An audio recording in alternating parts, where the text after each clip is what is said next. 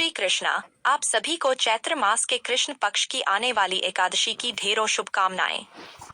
आज हम बात करेंगे चैत्र मास की जो एकादशी है आने वाली, उसका नाम क्या है, किस दिन एकादशी का व्रत किया जाएगा, द्वादशी उक्ता व्रत किस दिन है, और यदि आप दशमी भेदा करते हैं तो किस दिन व्रत करेंगे, उत्तम व्रत कौन सा रहता है, व्रत की पूजन की विधि क्या है, कैसे आपको पूजन करना चाहिए। आप सभी जानते कि प्रत्येक एकादशी का जो व्रत है ना, उसका विधान अलग होता है। किसी पर घड़े की पूजा बताई गई है, किसी पर तिल का प्रयोग है, किसी पे आंवले का प्रयोग है, किसी पे पूर्ण कुंभ की स्थापना की जाती है। इसी प्रकार से अलग अलग विधियां होती है। सभी एकादशी तो जो चैत्र की कृष्ण पक्ष की एकादशी तिथि होती है ना, उसके पूजन की क्या विधि है, कैसे पूजा करने चाहिए, कैसे व्रत करना चाहिए, व्रत के नियम क्या रहेंगे, एक दिन पहले के नियम क्या रहेंगे, पारण के दिन के नियम क्या रहेंगे, शुभ मुहूर्त क्या रहेगा, पारण का मुहूर्त क्या रहेगा, विधि क्या रहेगी। इस प्रकार से संपूर्ण जानकारी आपको आने वाली एकादशी के बारे में इस वीडियो के माध्यम से प्रदान की जाएगी। आप जानते हैं कि हमारे चैनल पर जो भी जानकारी प्रसारित की जाती है वह सही होती है, पंचांग पर आधारित होती है, ज्योतिष शास्त्र पर आधारित होती है, पुराणों में वर्णित होती है। हम कोई भी बात तरीके से नहीं बताते हैं, क्योंकि ये एक प्रतिष्ठित ज्योतिष संस्थान का चैनल है। जानकारी आरंभ करते हैं उससे पहले आपसे निवेदन है कि वीडियो यदि थोड़ा सा भी उपयोगी लगे, अच्छा लगे तो उसे एक बार लाइक अवश्य कर दीजिएगा। आपका एक लाइक हमारे लिए बहुत अधिक महत्वपूर्ण होता है। अपने व्रत की सफलता के लिए भगवान श्री हरि का आशीर्वाद प्राप्त करने के लिए कमेंट बॉक्स में अवश्य लिखिएगा जय श्री हरि भगवान श्री। यह नाम या ओम नमः भगवते वासुदेवाय यह मंत्र जब भी लिखा जाता है तो उसे एक सकारात्मक ऊर्जा का प्रभाव होता है, और वह सकारात्मक ऊर्जा आपके जीवन में सकारात्मक परिवर्तन देके आती है। इसीलिए अपने जीवन में सकारात्मक परिवर्तन लाने के लिए भगवान श्री हरि की कृपा प्राप्त करने के लिए कमेंट बॉक्स में लिखिएगा ओम नमः भगवते वासुदेवाय। आइए बात करते हैं आने वाली एकादशी की। प्रिय भक्तों, एकादशी है जो चैत्र मास के कृष्ण पक्ष की एकादशी है, क्योंकि दिवाली के बाद चैत्र का महीना लग गया है। चैत्र का महीना है ये, और चैत्र मास की जो एकादशी है उसकी महिमा अधिक इसलिए भी है क्योंकि ये खरमास में आती है। जैसे ही होली का दहन हुआ है उसी के साथ खरमास की शुरुआत भी हो गई है, और खरमास कब तक चलेगा इसके लिए हमने वीडियो बनाया भी है आपके लिए। उस वीडियो को अवश्य देख लीजिएगा कि खरमास में बहुत से जो मांगलिक कार्य बंद हो जाते हैं ना, उनका ध्यान रखना चाहिए। आप तो अवश्य जानिएगा कि कौन से कार्य हैं जो आपको नहीं करने चाहिए। हम बात कर रहे हैं एकादशी की। ये जो एकादशी है चैत्र मास के कृष्ण पक्ष में, इसका नाम है पापमोचनी एकादशी। जैसा कि नाम से ही ज्ञात होता है, पापों का मोचन करने वाली ये वो एकादशी है जो यदि आपने व्रत किया, पूजन किया तो आपके जीवन में बड़े से बड़ा पाप आपसे क्यों ना हुआ हो, इस एकादशी के व्रत के प्रभाव से वह भी समाप्त हो जाता है। कोई भी हो, ये एकादशी उसे नष्ट कर देती है और आपके जीवन में अनेकों खुशियां आती है। कैसे? देखिए, जब आपके जीवन में कोई पाप कर्म घटित होता है, चाहे वो अनजाने में ही क्यों ना घटा हुआ हो, तो उस अवस्था में उस पाप कर्म के भोग के कारण आपके जीवन में दुखों का आगमन होता है। आपको बहुत सी यातनाएं झेलनी पड़ती हैं, जैसे गरीबी आती है, घर में कलह क्लेश होता है, कई बार दो परिवारों को बिछड़ना पड़ता है, पति पत्नी के बीच में विछोह आ जाता है, परिवार के साथ, बच्चों के साथ विछोह आ जाता है। ये सब क्यों होता है? हमारे कर्मों के कारण। हमसे कुछ ना जाने अनजाने में गलतियां हुई होती हैं, इस कारण कुछ पाप हुए होते हैं, इस कारण जब आप पाप मोचनी एकादशी का व्रत कर लेते हैं तो जाने अनजाने के जो पाप होते हैं ना, ये नष्ट होते हैं। और जब जाने अनजाने के पाप नष्ट हो जाएंगे तो उनसे जो आपको कष्ट मिलने वाला था सजा के रूप में, वह भी नहीं मिलेगा, और आपका जो जीवन है वो सौहार्दपूर्ण सुख में व्यतीत होगा। ये हम अपनी तरफ से नहीं कह रहे हैं, इसका वर्णन आता है, इसलिए हम कह रहे हैं कि इतनी अधिक महिमा है इस एकादशी की। स्वयं भगवान नारद कहते हैं इसके बारे में कि जो कोई मनुष्य पाप मोचनी एकादशी का व्रत कर लेता है उसके पिछले 7 जन्मों के पाप धुल जाते हैं, परंतु व्रत पूरे विधि विधान से किया जाना चाहिए। एकादशी की ये तो है, एकादशी व्रत जब आप करते हैं तो उससे जो फल प्राप्त होता है ना, जो पुण्य प्राप्त होता है वो बहुत अधिक होता है, परंतु उसके जो नियम है, पूजा विधि है, वो भी थोड़ी कठिन होती है, इतना सरल नहीं है। 3 दिन का अनुष्ठान होता है। एकादशी ये कोई साधारण व्रत नहीं है साहब। बहुत से लोग केवल इतना कर लेते हैं, एकादशी के दिन उठते हैं, उस दिन खाना नहीं खाते हैं, सायंकाल को आलू, कुटू, सावक और खूब सारा खा लेते हैं, तला भुना। उसके बाद अगले दिन पुनः व्रत खोल लेते हैं। उनको वो बहुत अच्छी एकादशी कर रहे हैं साहब। एकादशी अपने आप में एक अनुष्ठान है जिसके नियम दशमी तिथि से आरंभ होते हैं। आप ये जो महिमा सुनते हैं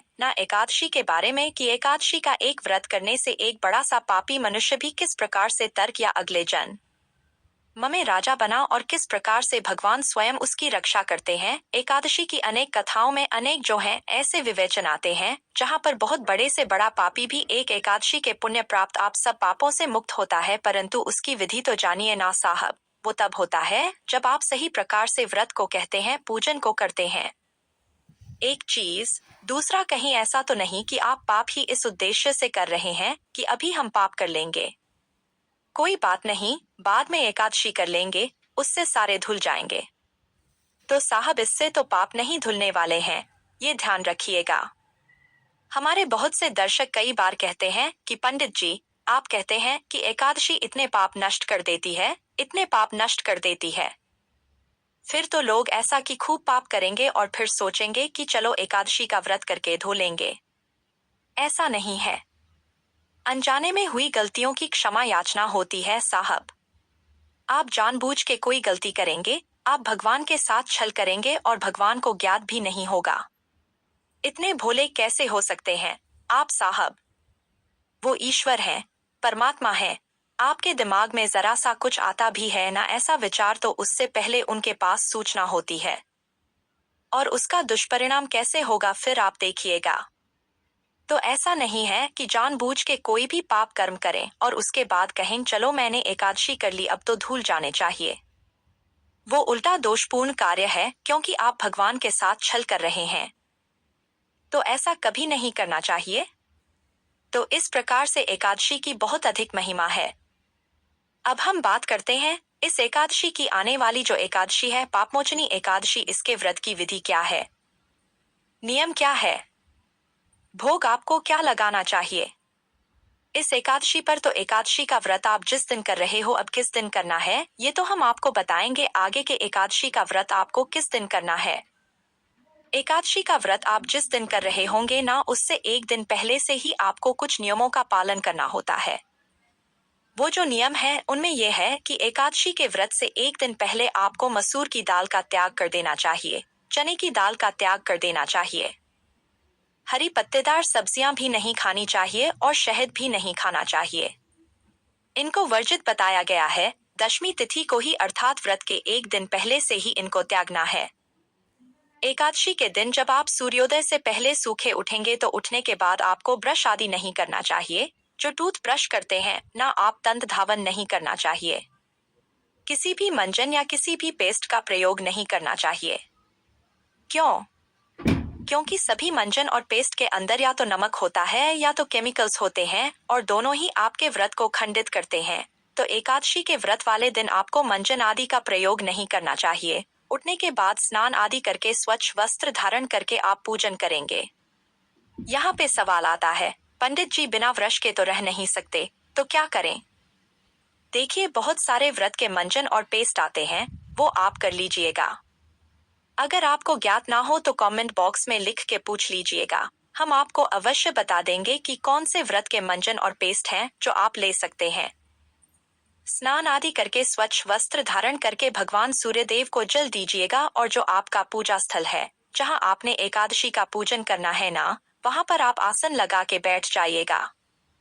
पूजन की जो सामग्री है वो नोट कर लीजिए कि क्या क्या सामग्री है जो आपको एकत्र करनी है।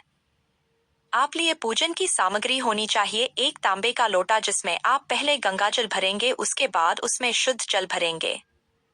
तांबे के लोटे के अतिरिक्त एक चौकी ले लीजिएगा अगर आपके पास हो, और उस पर बिछाने के लिए पीला वस्त्र आपके पास हो तो वो भी ले लीजिएगा, उत्तम रहेगा। भगवान श्री हरि विष्णु की प्रतिमा या तस्वीर ले लीजिएगा जिनका आप पूजन करेंगे। इसके अतिरिक्त रोली, मौली, पान, सुपारी, लौंग, इलायची, धूप, नैवेद्य क्या भोग लगाने के लिए आप भगवान को क्या भोग लगाएंगे? इस एकादशी पर आप किसी ऋतु फल का भोग लगा सकते हैं। अगर संभव हो तो पापमोचनी पर आप आम का भोग लगाएं, उत्तम रहेगा। पीले रंग के आम का भोग अगर आप लगाते हैं पापमोचनी एकादशी पर, या आप कोई मिठाई ले लीजिएगा, और कुछ भी ना हो तो मिश्री ले लीजिएगा नैवेद्य के रूप में, जो आप नैवेद्य में अर्पित करेंगे। इत्र लेना है, और अगर आपको जनेऊ मिल जाए तो जनेऊ ले लीजिएगा। पापमोचनी एकादशी के दिन तुलसी पूजन का विधान भी कहा गया है, बताया गया है, क्योंकि पापहारिणी है माँ तुलसी। यदि आप इस तुलसी जी का पूजन भी साथ में करते हैं तो उत्तम रहेगा। आप तुलसी का पौधा या तुलसी माता का जो गमला है उसे भी पूजा स्थल पर अवश्य रखिएगा। सारी सामग्री एकत्र कर लीजिए और पूजा के स्थान पर आसन लगा के बैठ जाइए। मुख की जहाँ तक बात है तो आपको मुख करना है या तो पूर्व दिशा की ओर या तो उत्तर दिशा की ओर, ये सर्वोत्तम रहेगा। सबसे पहले सारी सामग्री का और स्थान का शुद्धिकरण होता है, पवित्रीकरण होता है। तो एक पुष्प लीजिएगा और जो लोटे में आपने जल भरा है ना, हमने आपको बताया था तांबे के लोटे में जल भरना है, गंगा जल होना, मिला हुआ होना चाहिए उसमें। हाँ, तो पुष्प से छींटे दीजिए। उस जल में पुष्प को डुबोइए और सारी सामग्री पर और यहाँ वहाँ छींटे दीजिए, जिससे कि सब स्थान का और सामग्री का पवित्रीकरण हो जाए, पवित्र हो। पवित्र इस प्रकार से अब सभी सामग्री का आपने पवित्रीकरण किया है। अब भगवान की स्थापना करेंगे। भगवान की तस्वीर या प्रतिमा जो भी आपके पास है उनकी स्थापना सर्वप्रथम करेंगे। तो इसके लिए एक चौकी यदि आपके पास है ना तो चौकी लीजिए, उस पे पीले रंग का वस्त्र बिछाइए, उस पर आसन के रूप में पुष्प रखिए, खुले फूल रखिए और उस पर भगवान की तस्वीर या प्रतिमा को स्थापित कर दीजिए। प्रेम पूर्वक भगवान से निवेदन कीजिए कि प्रभु हम आपको ये आसन दे रहे हैं, आप इस पर विराजमान हो। इस भाव से को विराजमान कीजिए प्रेम से। माता तुलसी का गमला जहाँ रखेंगे वहां पर भी पहले पुष्प रखिए और माता तुलसी से निवेदन कीजिए कि माँ तुलसी आप यहाँ विराजमान हो और हमें आशीर्वाद दें तथा पूजा ग्रहण करें। इस प्रकार स्थापना करने के बाद आपको घी का दिया लगाना है। दीपक जहाँ रखेंगे वहां पर भी आपको पुष्प रखने हैं, पुष्प के ऊपर ही दीपक को रखना है। ये जो दीपक हैं ये हमारी पूजा के साक्षी हैं, अग्नि साक्षी होते हैं और इसीलिए इनको के समय प्रज्वलित किया जाता है, जिससे कि ये हमारे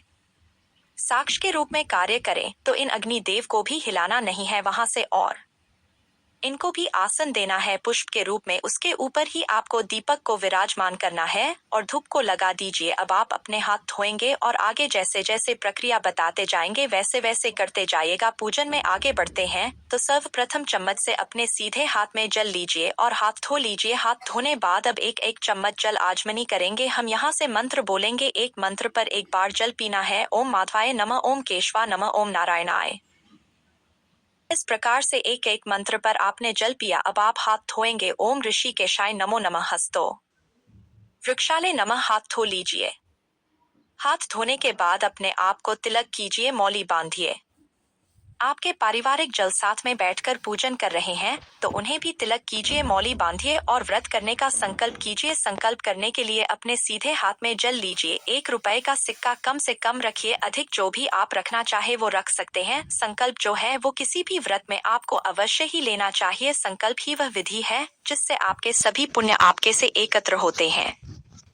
साधारण भाषा में कहीं आसान शब्दों में समझाएं तो जिस प्रकार से आपका एक बैंक का खाता होता है और उसमें जो जानकारी आप दूसरे बैंक में देते हैं और वहां से पैसा आपके खाते में जमा हो जाता है, वैसे ही कुछ मूलभूत जानकारियां हैं जो आप संकल्प में बोलते हैं और इससे आपके खाते में आपके पुण्य जो हैं वो एकत्र होते हैं।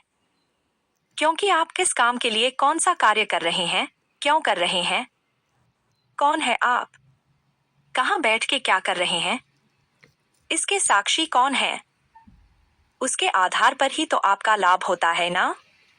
तो इसमें संकल्प में वही बोला जाता है कि आप कौन है, कहाँ बैठे हैं, कौन आपके साक्षी है और किस उद्देश्य की प्राप्ति के लिए क्या कार्य कर रहे हैं, तो वो सब लिखा जाता है आपका। इसलिए आपको संकल्प अवश्य ही करना चाहिए। तो चलिए संकल्प आरंभ करते हैं। 3 बार बोलिए ओम श्री विष्णु, ओम श्री विष्णु, ओम श्री विष्णु। अपना नाम, अपना गोत्र, जिस स्थान पर बैठकर संकल्प कर रहे हैं वहां का मकान नंबर, क्षेत्र का नाम, शहर का नाम, चैत्र कृष्ण पक्ष, पापमोचनी एकादशी, जो भी एकादशी, आयु आरोग्यता प्राप्त, धन संपत्ति प्राप्त, सुख संपत्ति प्राप्त, भगवान विष्णु एवं माता तुलसी एकादशी व्रत पूजनम। संकल्प बोलिए श्री विष्णु दें और यह संकल्प भगवान के चरणों में अर्पित कर दीजिए। देखिए, हमारे कुछ जो दर्शक हैं वो बार बार हमसे कहते हैं कि पंडित जी, कई बार ना चीजें जो शब्द हैं वो हमें समझ नहीं आते हैं। कारण क्या है कि ऑडियो सुन के उनको समझ पाना, और बहुत सारे जो शब्द हैं वो संस्कृत के होते हैं, तो उनका उच्चारण क्या रहेगा, क्या रहेगी, ये समझना मुश्किल हो जाता है। तो आप वीडियो में ऐसा बनाइए जिससे कि नीचे लिख के भी आता रहे। इसके लिए प्रयास कर रहे हैं और हमने अपनी टीम को भी बोला है कि किसी भी प्रकार से ऐसे वीडियो बनाए जाए जिससे लिख के भी आता रहे, क्योंकि देखिए ये टेक्निकल कार्य है, इसमें हम अनुभीगे हैं कि कैसे ये किया जाता है। तो जैसे ही संभव हो पाएगा जल्द ही हम इस प्रकार के वीडियोस आएंगे। हमारे जो वीडियोस आएंगे उसमें जो हम बोल रहे होंगे और नीचे लिखा भी आएगा मंत्र, जिससे कि आप स्वयं उसको समझ भी पाएंगे और उसको बोल भी पाएंगे। तो संकल्प इस प्रकार से यहाँ भगवान चरणों में अर्पित कर दीजिए। भगवान को नमस्कार कीजिए और पूजन में आगे बढ़िए। सबसे पहले भगवान श्री हरि विष्णु का पूजन किया जाएगा। एक और बात बता दें कि एकादशी में कलश पूजन का विधान भी है, परंतु ये आवश्यक नहीं है कि यहाँ प्रत्येक एकादशी पर कलश पूजन करें। जिन एकादशियों पर आवश्यक होता है उन एकादशियों पर हम आपको करवाते ही हैं। जैसे पिछली एकादशी पर पूर्ण कुंभ का विधान था और उससे पहले घड़े का विधान था, वो हमने आपको बताया था। इस एकादशी पर विशेष रूप से घड़े का विधान नहीं है। आप रखना चाहे एक कलश रख सकते हैं, क्योंकि कलश में सभी देवताओं का वास होता है। तो कलश पूजन की विधि हमने आपको पहले भी बताई है। अभी हम केवल भगवान विष्णु और माता तुलसी का पूजन करेंगे, क्योंकि इस एकादशी पर विशेष रूप से उन्हीं की पूजा की जाती है।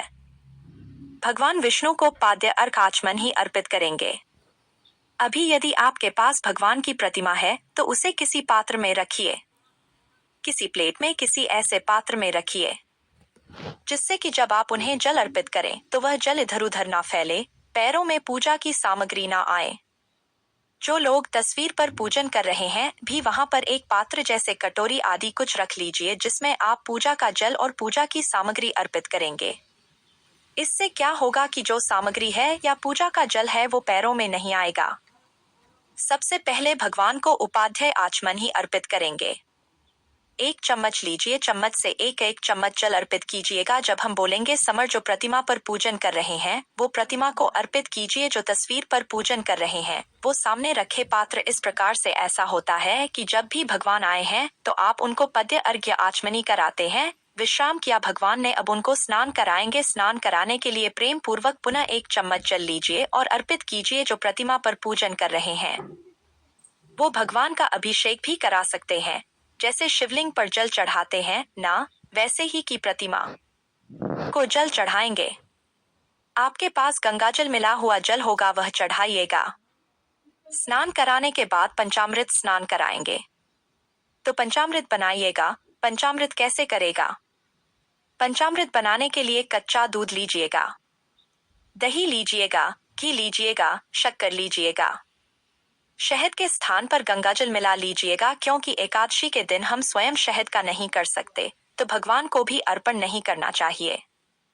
तो पंचामृत अर्पित करेंगे। जो तस्वीर पर पूजन कर रहे हैं ना, वो पंचामृत को पुष्प पर लगाइए, फूल पर लगाइए और वह फूल भगवान के सामने अर्पित कीजिए। जो प्रतिमा पर पूजन कर रहे हैं वो प्रेम से अभिषेक कराइए, नहलाइए भगवान को पंचामृत से। ओम पंचामृत शुद्योदक स्नान के लिए पुनः 1 चम्मच जल लीजिए और अर्पित कर दीजिए और प्रतिमा पर आप शुद्ध जल से स्नान कराइए। सुगंध अर्पित कीजिए, इत्र अर्पित कीजिए। इत्र को किसी पुष्प पर लगाइए या रुई पर लगाइए और भगवान को अर्पित कर दीजिए, चढ़ा दीजिए। वस्त्र अर्पित करेंगे। अब भगवान को प्रेम से वस्त्र अर्पित करेंगे। वस्त्र के रूप में क्या लीजिए? मौली का टुकड़ा तोड़िए और वह मौली का टुकड़ा भगवान को अर्पित कर दीजिए। आपके पास जनेऊ है तो जनेऊ अर्पित कीजिएगा, अगर नहीं है तो कोई बात नहीं, चंदन अर्पित करेंगे। भगवान को प्रेम से चंदन लगाइए, पुष्प अर्पित कीजिए। फूलों की माला है तो माला पहनाइए। भगवान को धूप दिखाइए, दीप दिखाइए। वैद्य के रूप में आप भगवान को आम अर्पित करते हैं। इस एकादशी तो उत्तम होता है, अगर आम ना हो तो आप कोई अन्य फल भी चढ़ा सकते हैं, अन्यथा मिश्री भी चढ़ा सकते हैं। के लिए 1 चम्मच जल लीजिए, भगवान को अर्पित कर दीजिए। एक पान का बीड़ा यदि है तो वह अर्पित कीजिए, अन्यथा पान का पत्ता लीजिए, डंडी तोड़िए, 2 लौंग, 2 इलायची, 1 सुपारी रखिए और वह भगवान को अर्पित कर दीजिए। भगवान को दक्षिणा अर्पित कर दीजिए जो आप अर्पित करना चाहते हैं और प्रणाम कीजिए। इसी प्रकार से माता तुलसी को आप पूजन करेंगे। माता तुलसी को आप सीधा जल से सींचिए, जल अर्पित कीजिए माता को, और माता को चंदन नहीं, माता तुलसी को आप रोली का तिलक करेंगे, वस्त्र के रूप में मौली अर्पित करेंगे। फूलों की माला है तो माला पहनाइए, अन्यथा पुष्प अर्पित कीजिए, धूप दिखाइए, दीप दिखाइए और नैवेद्य के रूप में, भोग के रूप में मिश्री अर्पित कर दीजिए। अन्यथा कोई फल आपके पास है तो वह फल अर्पित कर दीजिए। दक्षिणा आपके पास हो वो दक्षिणा माता को अर्पित कीजिए और माता से प्रेम पूर्वक निवेदन कीजिए कि माता आप हमारी पूजा को स्वीकार करें और आप यहाँ विराजमान रहें जब तक कि हम कल आपका विसर्जन नहीं करते या पूजा को पूर्ण नहीं करते। इस प्रकार से आपने पूजन किया भगवान विष्णु का और माता लक्ष्मी का। याद रखिएगा कि एकादशी का पूजन वेद अवश्य होता है। पारण कल होगा, तब तक इनकी स्थापना यहीं रहेगी, इनको हिलाना नहीं है। घर में शुद्धता का वातावरण होना चाहिए, तामसिक पदार्थों का प्रयोग नहीं होना चाहिए। इसके बाद आपको कथा सुननी है।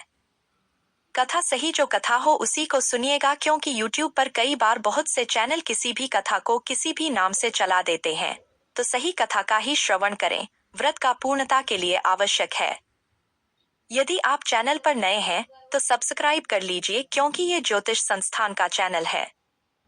इस पर जो भी कथा सुनाई जाती है वो ऑथेंटिक होती है, जो पुराणों में वर्णित होती है, जो सुनी जानी चाहिए, व्रत पर वही सुनाई जाती है। सब्सक्राइब कीजिए और बेल आइकॉन के निशान को अवश्य ही दबा दीजिएगा। कथा सुनेंगे, आरती करेंगे। एकादशी के दिन विष्णु शास्त्र नाम के पाठ की भी महिमा बहुत अधिक बताई गई है, तो हम प्रत्येक एकादशी पर आपके लिए विष्णु शास्त्र नाम लेके आते हैं। वैसे तो हमने पहले भी अपलोड किए हैं, क्योंकि प्रत्येक एकादशी पर अपलोड करते हैं। पुनः इस एकादशी पर भी आपके लिए वीडियो मिल जाएगा। यहाँ भी हमने लिंक आपको दिया हुआ है, तो उसको भी सेव करके रख सकते हैं। विष्णु शास्त्र नाम सुनने के बाद नियमों के अनुसार दिन को व्यतीत कीजिएगा।